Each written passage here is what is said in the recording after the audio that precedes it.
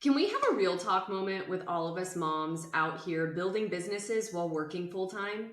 You have big dreams for your side business, but between work deadlines, dinner duty, bath time, school projects, and that one favorite toy that keeps disappearing right before bedtime that sends you on an hour-long search and rescue mission, your business always ends up at the bottom of your to-do list. And it's not because you don't care, you care deeply, but the time, energy, and mental space just feels like it isn't there. So today, we're going to change that. I'm Laura Davis, a time management strategist for working moms who are balancing a full-time job and a side business. And in this episode, I'm going to share why your business always ends up last, what's actually stealing your business time, and spoiler alert, it's not just your full-time job, and how to make time for your business without sacrificing your family or your sanity. So before we get started, I want you to head over to thelauraddavis.com/workweek to join my free 5-day Master Your Workweek challenge. You'll conquer your to-do list and build a Monday through Friday that you are absolutely crazy in love with. All right, let's dive into today's episode. I want to start off with the obvious, right? Your full-time job likely pays your bills. So it gets priority, right? At least that's my situation. And that makes sense, right? And I'm actually really passionate about this because I personally love my corporate full-time job. And it is okay to love your corporate job too. I think in the entrepreneurial world, we are told that we should hate our corporate jobs and that we should build a business to escape it. But the truth is, you should build your business because you love your business, not because you hate your corporate job. And I want to say that again really quickly because it's something that is so important as a working mom who works full time and has a side business. You need to hear this again. You should build your business because you love it, not because you hate your corporate job. And I just want you to sit with that for a second, right? So then in your priority list, then comes your family, and your family is your heart. They're your tribe, your safe space, and they need you.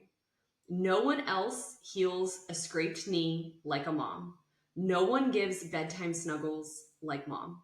No one cooks the family favorite meatloaf like mom. And it's important that you're there, present and in the moment with your family. And then maybe your business gets a scrap of your attention either at 5 a.m. when you're barely awake for the day or at 10 p.m. when you are absolutely exhausted and you can barely spell your own name. It's not about a lack of motivation. It's about lack of capacity. And more importantly, lack of a system that supports your business alongside everything else. And this is why your side business always ends up last. It doesn't have protected space in your schedule like the other parts of your life do. And so I want to dig a little bit deeper into what's really stealing your business time. And it's not just work hours. It's not just your corporate job. It's also decision fatigue, constantly trying to figure out what to work on in your business and when to work on it. It's also the mental load of being a working mom, keeping track of everything for everyone that is in your house and at your corporate job. It's also about reactive planning. So only addressing things that are urgent right now and never what's truly important. So I like to say this as you're constantly playing defense instead of being on the offense when it comes to your time, your schedule, and your life. And then also lack of boundaries, saying yes to things that eat up your bandwidth that you could be using to work on your business. So what's the result of all of that? The result is that you are busy all day, right? But the things that matter to you keep getting pushed aside. So how can you make time for your business without sacrificing everything else? Because let's be real, as a working mom, those things that I listed off, you can't just stop doing them, right? So let's shift into action mode. Here is how we start getting your business off of the back burner and into a prioritized aspect of your life. Number one, I want you to assign business time on purpose. Don't wait for free time. It doesn't exist, right? If you're a working mom, you know that ever elusive free time just doesn't happen naturally. Instead, look at your week and block 1 to 2 specific work sessions for your business. Even 90 minutes on a Saturday morning or 45 minutes after dinner twice a week can move the needle if it's focused time and you know what you're working on during that time. Number two is to create a fire extinguisher day. If you've listened to other episodes on this channel, you know that I am a big believer in fire extinguisher days, and this is one of my favorite strategies taken directly from Time Management Academy. So designate one flexible day or a block of time each week to catch up, deal with life stuff, or reset your week. And this is also where you can rearrange your meetings so that when things go sideways, because as working moms, things always go sideways, you already have space built in to catch those things when they start to go awry. Number three is don't let business tasks live in your head.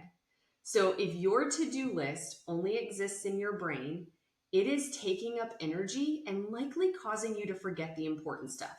So create a system for your to-do list to get it out of your head and into action. And I actually give you a step-by-step way to do this inside of my free Master Your Work Week challenge. And you can grab that at theloradavis.com/workweek.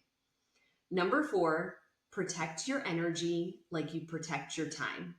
So not every hour is created equal. If you know that you are absolutely dead by 9 p.m., stop scheduling business tasks for 9:30. Instead, find your high energy windows, even if they're small, and use them strategically.